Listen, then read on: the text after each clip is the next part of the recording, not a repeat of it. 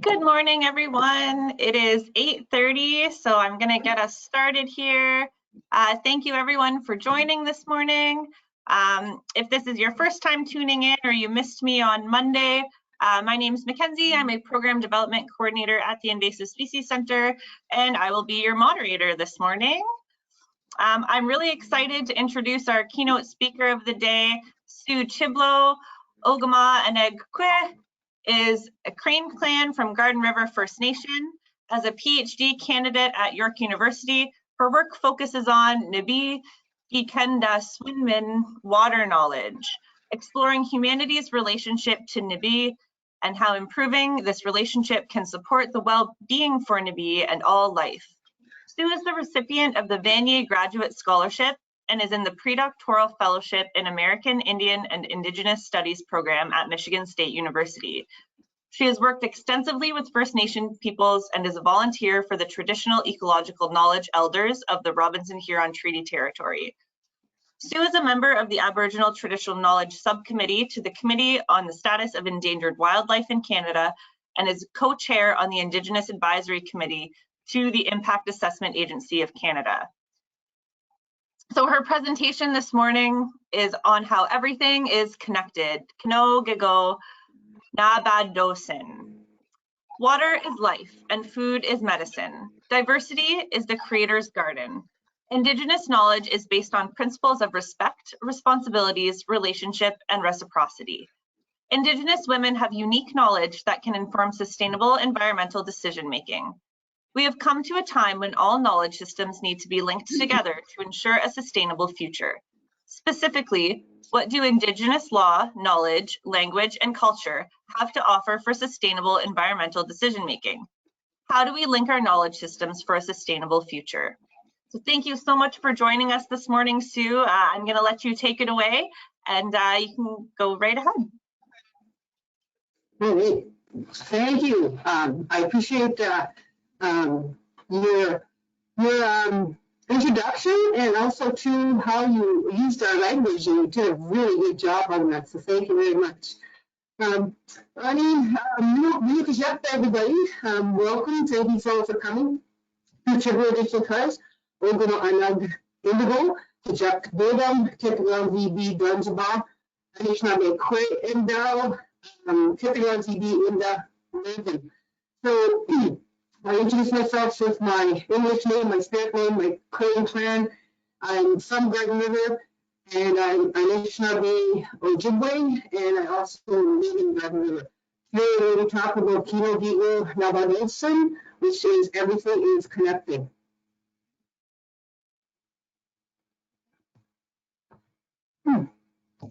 Doesn't want to move to the next slide. Minor technical. Oh, there we go. Okay. So as I understand that, many people are now doing land acknowledgements. So as for a positionality of myself, I'm from Garden First Nation, and on the map to the left is the red line is the actual reserve box. There's a small point down here. This is where I grew up and where I now live. This is the St. Mary's River. The Garden River comes in through here, and then the Root River comes through and down into here. So I was surrounded by water pretty much growing up. And then in the bigger picture, I'm in this, in the Great Lakes watershed. So Sault Ste. Marie is in here. And part of my acknowledgement of being on my ancestors' lands and my responsibility to my ancestors' land is acknowledging that we too are also, as Anishinaabe peoples, we are part of the One Dish, One Spoon Wampum Treaty, which was done prior to the settlers arriving on the shores. And this treaty represents that the one dish is the dish around the Great Lakes, and all of the animals, the birds, the grasses, all of the bees. And the spoon represents that we will share and that we will only take what we need. And I'm also part of the more modern, which is in 1850, Robinson here on Treaty Territory. So as an overview, I'm going to give you a little bit of an introduction on Anishinaabe worldview, talk about how food is medicine, diversity is the creative garden, a very brief summary of Indigenous knowledge systems, water is life, how we can tie our worldviews together, and then some theory to practice and actually changing the narrative. So this is the Anishinaabe worldview, and before I start to explain it, I want to first acknowledge that the knowledge that I have comes from several Anishinaabe teachers, and it also comes from the land and from my ancestors. This is a version of a very brief version of our worldview. We have our own creation story. We have our own history. We didn't come across on the Bering Straits. We didn't evolve from monkeys. We have our own creation story. We also have our own language, which is Anishinaabe. We believe that we are the baby of creation. Everything has spirit. The earth is alive, imbued with spirit. We also strive to follow the 7 sacred teachings. Some people call them the grandmother teachings. Some people call them the grandfather teachings. But the whole point is that there's 7 of them, and they are what we strive to live what's called Ogamauh, which is the good life, which is also based on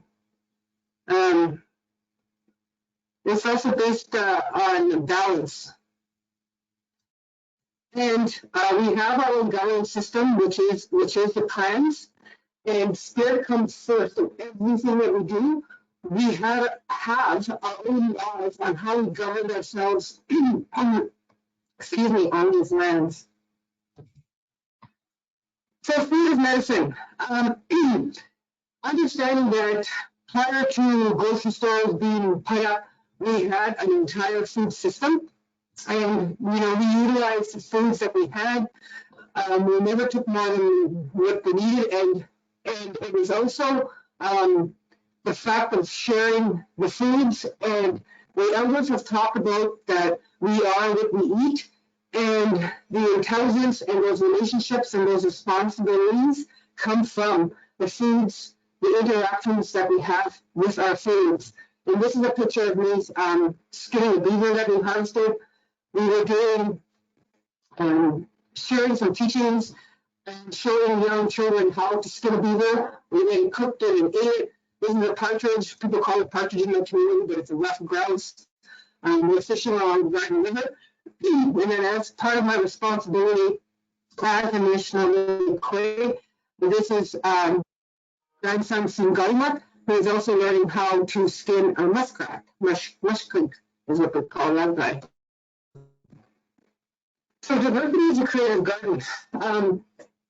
Understanding that our physical beings, our physical chemical makeup is a diversity, and it comes from the land.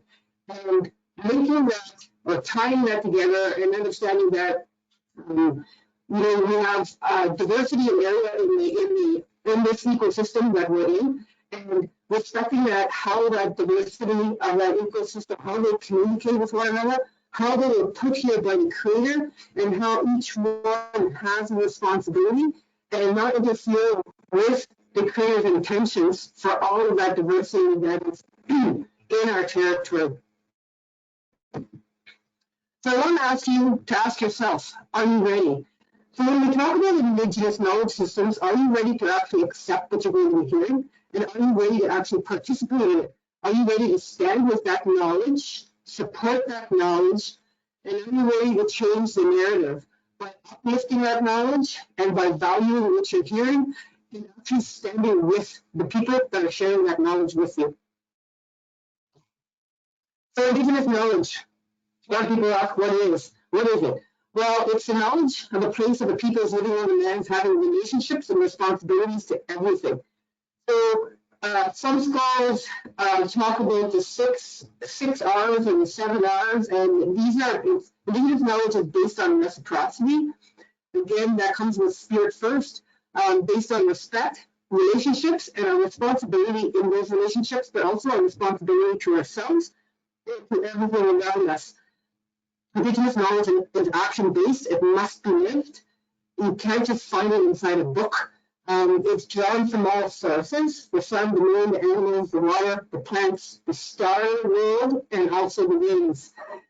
Typically, Indigenous knowledge was passed on through orals, through storytelling. It's embedded in our songs. It's embedded in our language. And it's also embedded in our ceremony. And it's interwoven with all life. It's all-encompassing. Jim Dumont talks about this is the intelligence of the spirit, the heart, the mind, and the physical. And you'll hear a lot of elders say we are the land.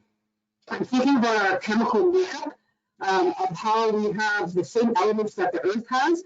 And as Indigenous peoples understanding that we are the land, and what we do to the land, we ultimately do to ourselves.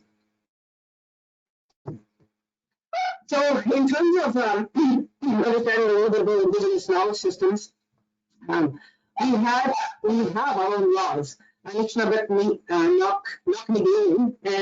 this is Sherry Copenance from, who's an Anishinaabe quote from Treaty 3 therapist, and she's actually shared that this knowledge came from the late Peter O'Chiefs. And so we have 4 levels of law: sacred law, ancestral law, natural law, and human law. And there are different, for instance, with the sacred law, it comes directly from the Creator, and so these laws cannot be changed. We can't change the instructions that the Creator gave us on how we are to live our lives. And then ancestral law actually flows from the sacred law, but these are laws of our ancestors, and again, they cannot be changed. They're embedded within our language and our systems. And then we have natural law, which is actually the blueprint for human behavior. And then we have human law, laws of the Anishinaabe. And these are not something new. They're embedded in the language, in our lands, and in our stories. And they're typically held by knowledge holders, elders, Anishinaabe Quayock, and they're also found in ceremony. And John Burroughs says that First Nation legal traditions were the first laws of Turtle Island. And when we refer to Turtle Island, that's part of our creation story as Anishinaabe people. And Turtle Island is actually Canada, and the US, and Mexico. So if you're thinking, well, okay, so what are these laws and how do we actually work with them? Well, for example, water. In Anishinaabe culture, in Anishinaabe governance, in our laws, water, one of the laws for water is that nothing can go in the water if it's going to harm the water. And then in terms of the fourth, Sherry Copenance talked about how Peter O'Chiefs talk about when you look into the forest and you see a birch tree inside a maple tree, a spruce tree may be in there. You don't see those trees telling each other to get out of the bush. They have a huge system on how they work together underneath the ground. And more recently, Western science has been starting to investigate that and discovering through their science and their worldview how the system supports one another and supports these trees. So that whole racism and gender is something that's been introduced by the colonial system. And those types of things were not inside Anishinaabe systems. And so, Nida, my research that I'm focusing on is Anishinaabe Geekendaflin, which pretty much means Geekendaflin means our knowledge. And as Anishinaabe people, this is our knowledge because we have different terms. Some people call it traditional ecological knowledge. Some people call it Aboriginal traditional knowledge. Now, Indigenous is more of a flavored term of, so now it's being called Indigenous knowledge. But as the Anishinaabe people, our name has never changed. We remain the same, and our knowledge has always been here, and it is evolving to assist us. And when we do a little bit of a comparison, just looking at water alone, a comparison to, I'd say, wouldn't necessarily say the Western science, but more of a colonial perspective. Under Anishinaabe beliefs and worldview, we believe that water is life. But when we look at the science definition of it, it's H2O, 2 hydrogens and 1 oxygen. It's colorless, it's odorless, and it's tasteless. And that's how the Oxford Dictionary describes it. And under And each worldview, we believe it is life. It has its own agency. It governs itself. It was put here with its responsibilities. And when we look at the colonial perspective, they believe it's a commodity that you can buy and sell it and control it. And we believe that water has healing powers. It has its own knowledge. It is a relative, and we are all water, and that water is sacred. And when you Google nearly any single government site, it will say Canada's resources, and it can be controlled in terms of hydroelectric development, interfering with how that water flows. And so these are some of the comparisons between the two worldviews, and looking at how do we actually inform one another and tie our knowledge systems together. So one of the things I wanted to talk about is initially about Koyak Deconduction. And Koyak is plural for women. And a language speaker told me that you can't say man in our language. And our language isn't so binary. And the only reason why, that he explained to me, is the only reason why you can actually say women, so it would be Koy if it's just single, and Koyak is a bunch of us. And the reason why he said that this is only the only word in our language that can be described is because of the importance of women. And we look at Mother Earth, we call her our mother. She gives us empathy. And so how women are able to carry forth life just as Mother Earth does. And it's a reminder of the importance and the respect that women are deserved because they can bring forth life.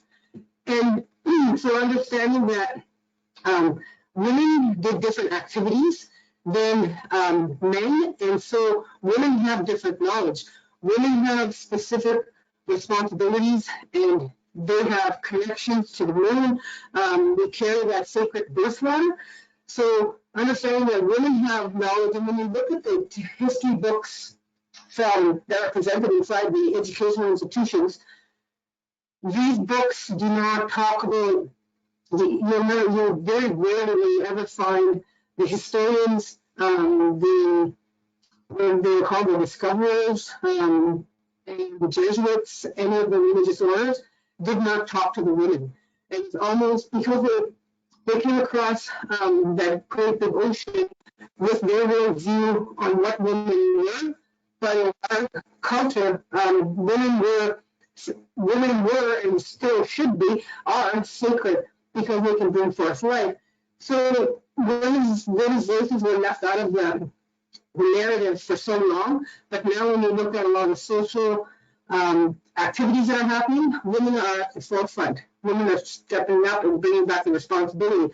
So when working with Indigenous communities, it's also very beneficial if you actually talk to women, because women do a lot of activities that men typically don't do. And in one of my pictures, there was a bunch of us women that were in the swamps harvesting medicine, and that's our responsibility. So we would know a lot more about the wetland systems and what's going on in that system because of where we harvest the medicines from. So when I talk about linking or tying of worldviews, Alan Collier explained that this is the wampum belt from the Treaty of Niagara, and some people call it a covenant chain. And this is the first time that numbers were put inside a wampum belt. So it has it of 1764. The symbols were typically what we used as symbols in our wampum belts prior to contact. And in this belt, he explained that these are the symbols, everything obviously has a meaning, but it is not a belt that would hold up your pants. It's a belt that you would tie together the two ends of the strings, and you would carry it like a sash. And this belt was a reminder of how we would work together, ensuring that all of Turtle Island is safe for those who are yet to come, for those who are born, right, for those future generations. And so we already have examples of how we thought we were going to work together, and it's not necessarily it's not necessarily incorporating Indigenous knowledge with Western science. It's more about tying and linking these two sciences together. And another example is the two-world wampum. You see those two worlds that are indicating that each is a ship and how they would link together when they needed to bring our worldviews together in equal weight, with both being respected on dealing with issues that environmental issues. So Basil Johnson, just to reiterate about Indigenous knowledge in our education systems, Basil Johnson says, the land is their book. The land has given us our understandings, our beliefs, our perceptions, our laws, our customs. It has bent and shaped our notions of human nature, conduct, and the great laws. And when we talk about the land, we're all inclusive of the water and the air and the sky world. And this is what has given us our conduct and how we're supposed to behave. And Isaac Murdoch, he talks about how my people had initial education and knowledge to live their lives without ever using a garbage can. Their high discipline and initial education allowed them to pass down sustainable, non-intrusive economies for thousands of generations without ever leaving a footprint. We are the land.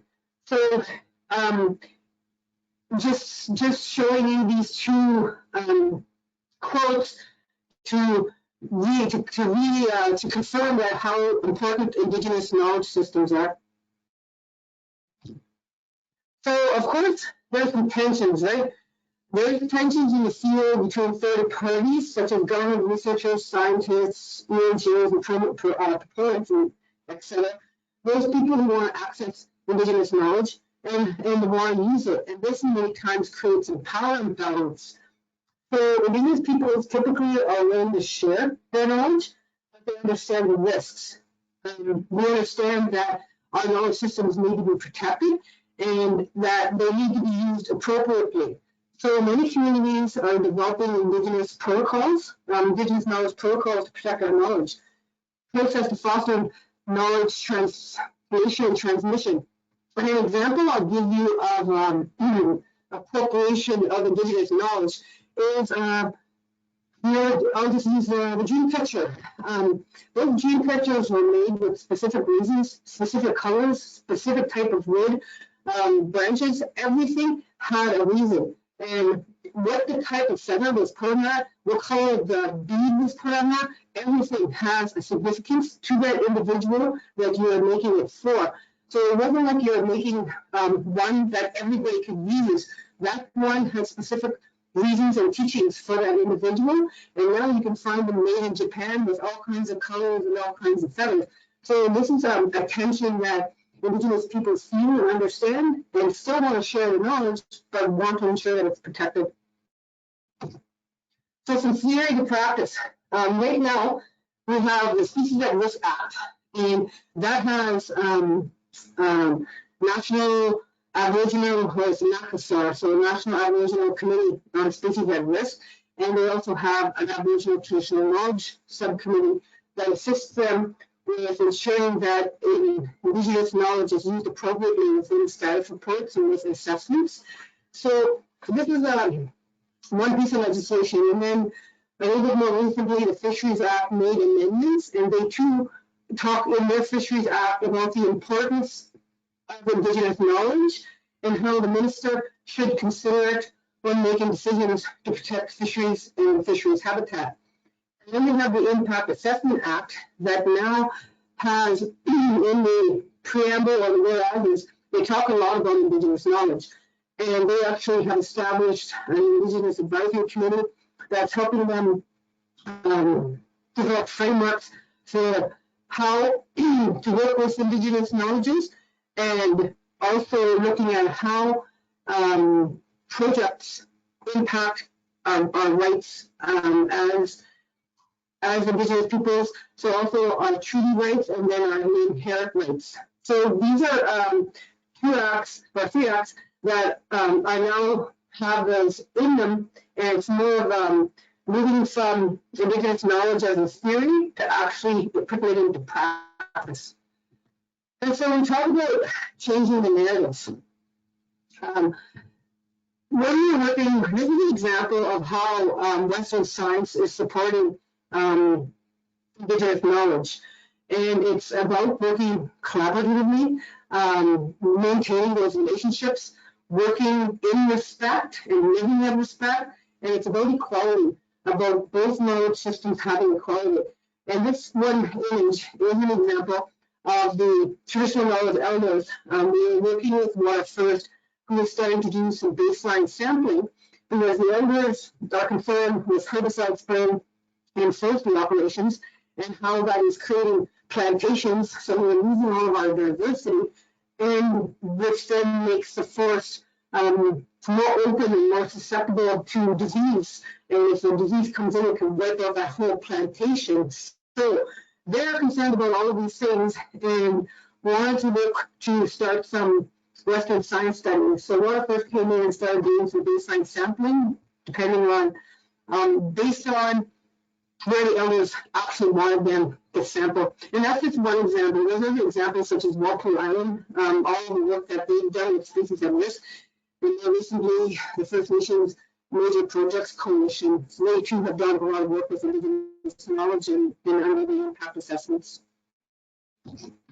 So do you have any questions? I understand that was a lot of knowledge, a lot of information shared. So yeah, if we have time for questions, I think we do. Yeah, we have a couple of minutes, Sue. If anybody has any questions for Sue, we can input them into the question box and I'll read them to her. Oops.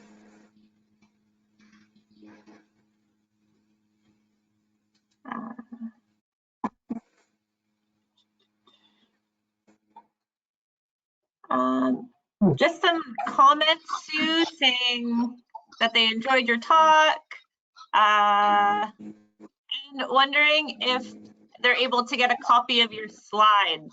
Heather asked that question. Heather, we will have these presentations recorded and you'll have access to them afterwards. Jessica's asking, what is the Indigenous knowledge surrounding invasive species and their management? Thank you for the presentation. So what I think, and this is just my own opinion based on experience with knowledge holders and also too with Western science. There's so when we talk about how everything is alive, there are ways to communicate with everything. It's just a matter of whether or not you actually want to listen. Everything has its own voice. We just do not use not everyone uses the English language, and they have their own language and how they communicate. For example, you look at the trees and how they communicate underneath the ground through their root systems, but also through the rustling of the leaves and everything else. So I feel that utilizing Indigenous knowledge on understanding what that species is actually doing, why it's actually here, and these different species show up for a variety of reasons, right? And the main reason is because as humans, we bring them across into territories where they've never been. So, when they're being destructive and taking over everything, is it because they're scared and they don't know where they are and what they're doing? It's like, could be like a lost child. So working with Indigenous knowledge people, those ones that have those special gifts, will be able to inform that type of management system and look at how that actual species would be able to work with other species around it, as opposed to just being destructive and trying to take over. I hope that's somewhat helpful. Thanks, Sue. So we're at about 8:59 here, so I think it's time to close off. Thank you so much for joining us this morning, Sue. That was a great presentation. If anybody else has any questions for Sue, you can send me an email or to the events email, and I can pass it along to her and we can kind of have that conversation. So once again, Sue, thank you so much. We have our next session starting in a couple of minutes here at 9. So that will be on Phragmites. So I know there's a bunch of people registered for that, and I hope to see you there in a couple of minutes. Thanks again, Sue. We'll talk soon. Thank you.